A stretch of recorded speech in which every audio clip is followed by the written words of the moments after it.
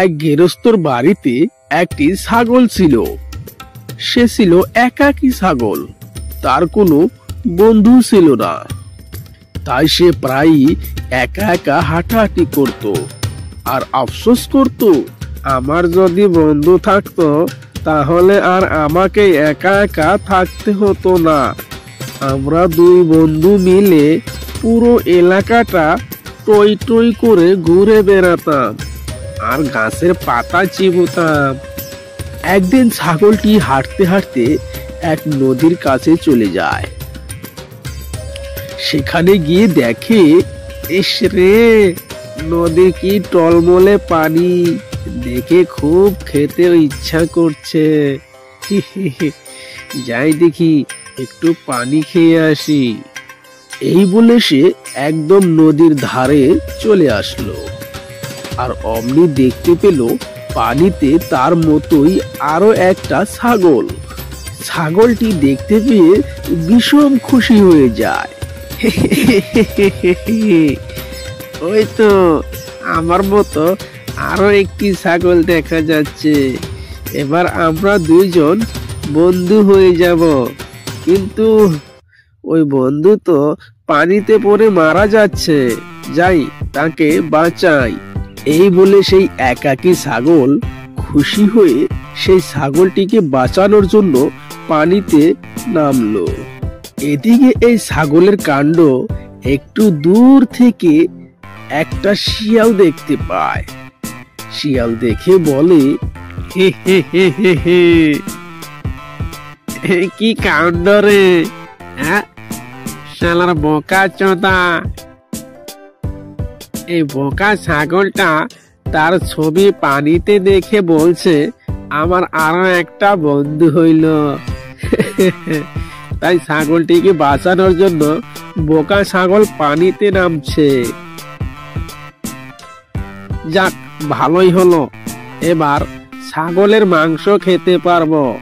অনেক দিন হয়ে গেল ছাগলের মাংস খাই না। এই বলে শিয়ালটা ছাগলটাকে ধরে খাওয়ার জন্য লাহে লাহে ছাগলের কাছে চলে আসলো। ওই বোকা ছাগল, তোকে আর ওই তোর দোস্তকে বাঁচাতে হবে না, এখন আমি তোকে খেয়ে ফেলবো, হা হা হা। এই বলে শিয়াল সেই ছাগলটির ঘাড়ে কামড়ে ধরে টানে নিয়ে আসলো। আর অমনি ছাগলটি ভাবলো, আজ রক্ষা নেই, আজ রক্ষা নেই, শিয়ালটি আজ আমায় খেয়েই ফেলবে। এটাকে ভেবে ছাগলটি ভ্যা ভ্যা করে ডাকতে শুরু করলো। কিন্তু ছাগলটির গলায় শিয়ালটি কামড়ে ধরার কারণে বিকট শব্দ হতে লাগলো।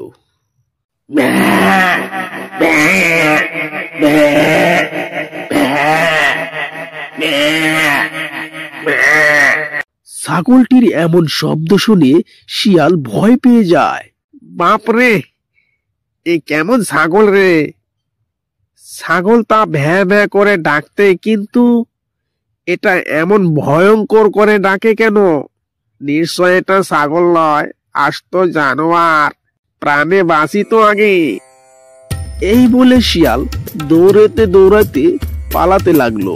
একটুখানি যাওয়ার পর জঙ্গলে আরো অনেক শিয়াল সেই শিয়ালকে দেখতে পেল। এই শিয়াল দৌড়িয়ে দৌড়িয়ে পালিয়ে যাচ্ছে।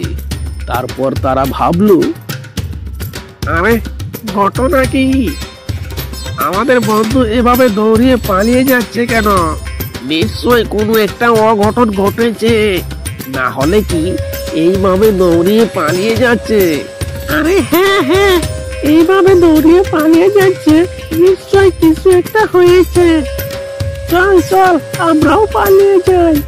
এই বলে সেই তার সাথী সঙ্গীরা সেই শিয়ালের পিছনে পিছনে দৌড়িয়ে দৌড়িয়ে পালিয়ে যেতে লাগলো। যেতে যেতে তারা এই জঙ্গল ছেড়ে অন্য জঙ্গলে চলে যায়। এদিকে ছাগলটি মনের আনন্দে এই জঙ্গলে ঘাস খেতে লাগলো। আর এই গ্রামে কোনোদিনই একটা শিয়ালও আসতো না। তারপর থেকে এই জঙ্গলে কোনো শিয়ালও থাকতো না। এই গ্রামের ছাগল, ভেড়া, হাঁস, মুরগি, কুরকার কোনো অসুবিধাও হতো না। বন্ধুরা, এই ভিডিওটা ভালো লাগলে একটা লাইক করে দিবেন আরো সুন্দর সুন্দর ভিডিও দেখার জন্য এই চ্যানেলটিকে সাবস্ক্রাইব করে রাখুন।